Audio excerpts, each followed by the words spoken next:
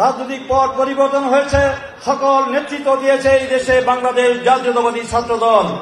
90-এর সফল ছাত্র গণ অভ্যুত্থান থেকে শুরু করে পরবর্তীতে 2000 যে বেগম খালেদা জিয়ার নেতৃত্বে 90-এর সফল ছাত্র গণ অভ্যুত্থানের মধ্য দিয়ে স্বৈরাচার এরশাদের পতন হয়েছে।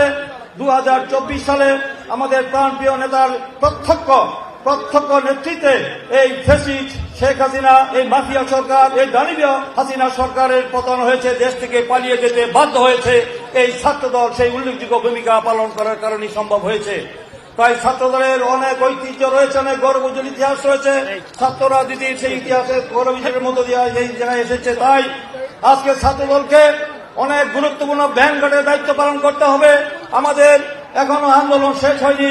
আমাদের প্রিয় নেতা বলেছেন যে শেখ হাসিনা পালিয়ে গেলেও আমাদের কিন্তু এখনো সামনে বড় যুদ্ধ অপেক্ষা করছে। সেই যুদ্ধ করার জন্য কি বাংলাদেশ জাতীয়তাবাদী ছাত্রদল প্রস্তুত আছেন কিনা দুহাত তুলে দেখান। সেই যুদ্ধের মাধ্যমে আমাদের চূড়ান্ত বিজয় অর্জন করতে হবে। সেই চূড়ান্ত বিজয় অর্জন করতে গিয়ে আমাদের রাজপথ থেকে ঘরে ফিরে যাওয়া যাবে না যতক্ষণ পর্যন্ত না আমাদের বিজয় অর্জিত না হবে। দেশি বিদেশি অনেক চক্রান্ত ষড়যন্ত্র হচ্ছে। সেই ষড়যন্ত্রকে জাল ছিন্ন করে আমরা আমাদের অভিষ্ট লক্ষ্যে পৌঁছে যাব এবং সেই কারণে আপনাদের ছাত্রদলকে সে অত্যন্ত গুরুত্বপূর্ণ ভূমিকা পালন করতে হবে।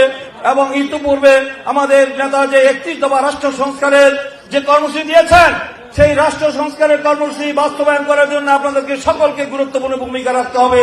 সেই কর্মসূচির মধ্য দিয়ে আমরা বাংলাদেশে গণতন্ত্র প্রতিষ্ঠা করব এবং জনগণের ভোটের অধিকার প্রতিষ্ঠা করব। আইনের শাসন, বিচার বিভাগের স্বাধীনতা, ন্যায় বিচার, মানবাধিকার, আইনের শাসন এবং মত প্রকাশের স্বাধীনতা বাংলাদেশে প্রতিষ্ঠিত হবে আমাদের প্রিয় নেতার মাধ্যমে।